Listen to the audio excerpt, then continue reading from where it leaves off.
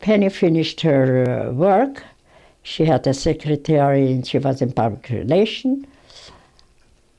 And she met her husband at a place. It was a student reunion somewhere up north in Montreal. And by accident, Penny backed up and she jumped. And she got into Simon. And he didn't know that she doesn't see, so he said, "Are you blind?" She got very angry. She gave him a bad look and she left. But she came with a guy who was serious about her. And he asked Simon. No, Simon asked him if he's interested in her. He said, yes, but she doesn't want to settle down. So Simon asked for the telephone number. And I was in Israel, didn't know anything about it, because she had another guy from England, which I couldn't stand. But she wouldn't listen. So I was nice to the guy because of her. Otherwise I would throw him out. Anyway, let's make the story short. Simon called her and he took her out. He went out, and from there it started. When I called up Penny from Israel and I asked her how she is, she said, "Ma, I met somebody, you will like him." I said, "Oh yeah? I hope so." I was very happy because she was disappointed in that guy. So when we came back, Simon came, she invited him. And he came in and introduced himself. He was very elegant dressed, with a nice rose in his lapel. And he went out with Penny. And then I told Simon, feel like home, because I liked him from the first minute I saw him. He was a nice gentleman, very nice, clean, dressed. And he was baking. He brought me some rolls, some bread, which I didn't do.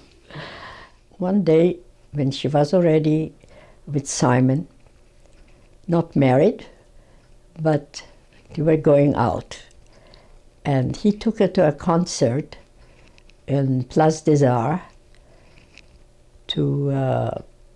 and she took her guide dog. When she came there, they wouldn't let her in because they with the dog. And her husband, future husband, got very angry, and he said that's not so, and asked her to go to her place.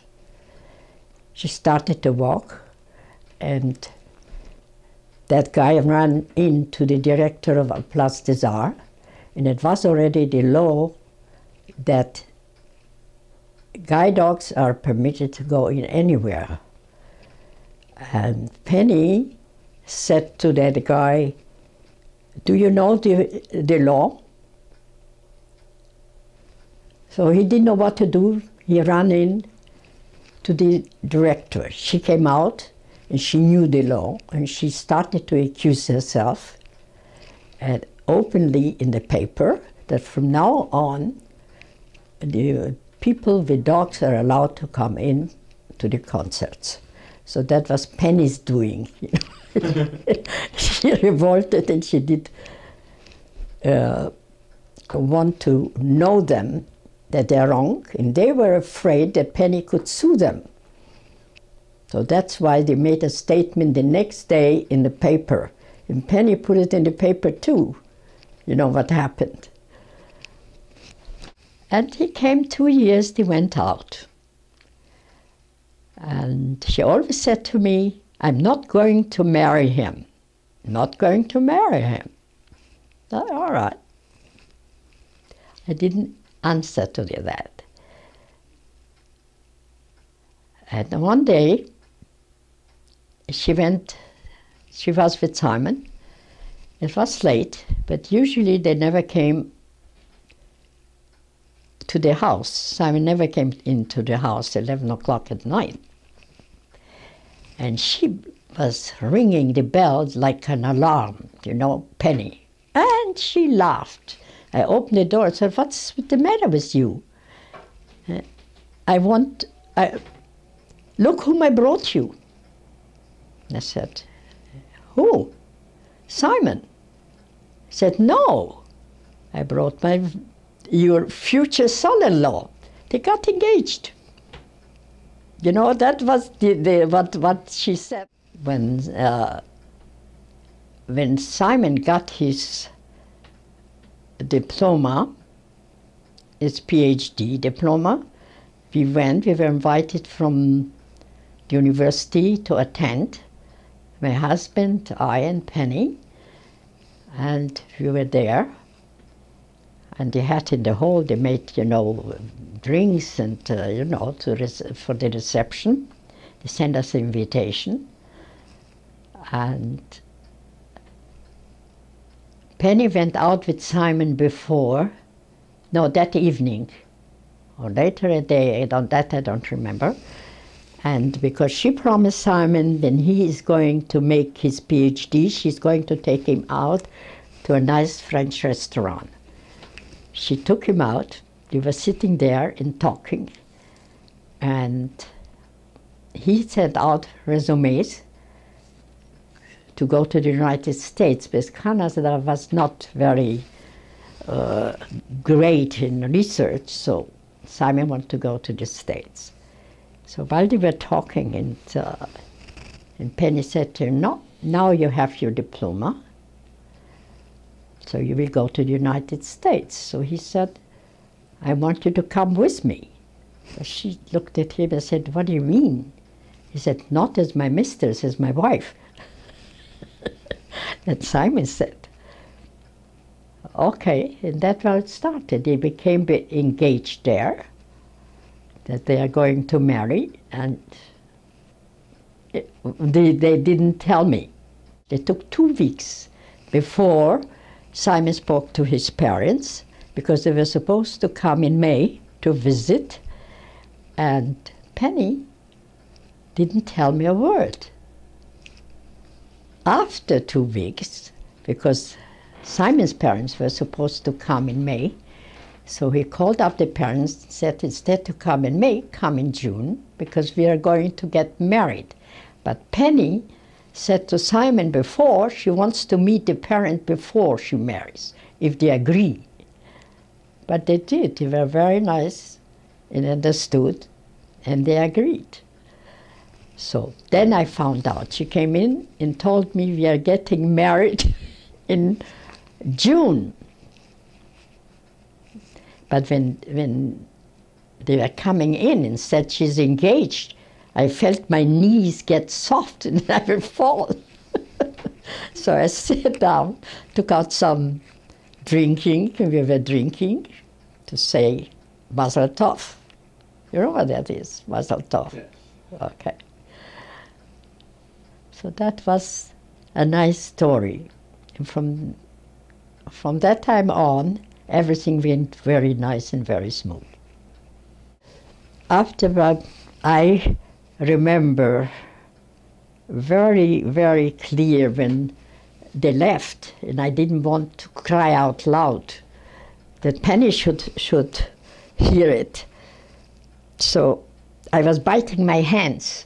So Simon came in and holded me, that, like to say not to get emotional. And they left.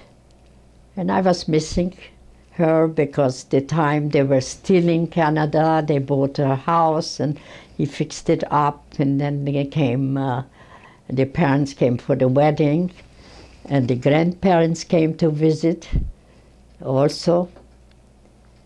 And it was, from that time on, everything went up.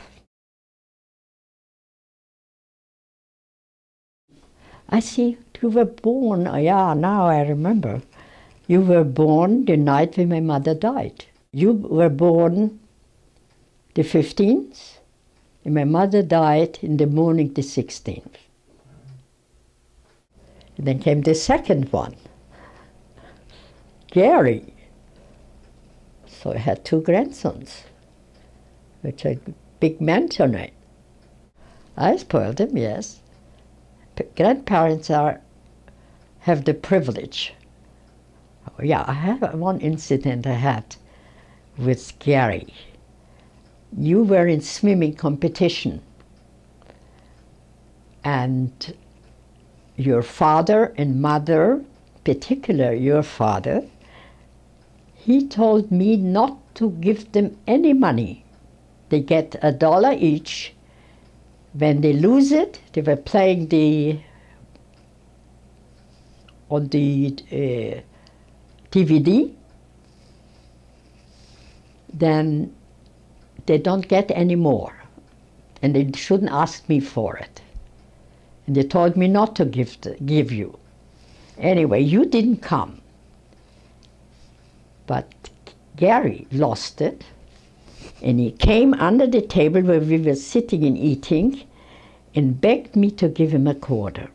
I said, Gary, you want to bring me in trouble with your father and mother? They said not to give you. No, Grandma, and he started to beg me, and and I gave him a quarter, and he went to play. And your father was sitting at the table, and he knew probably he went to ask for more money, and he was playing.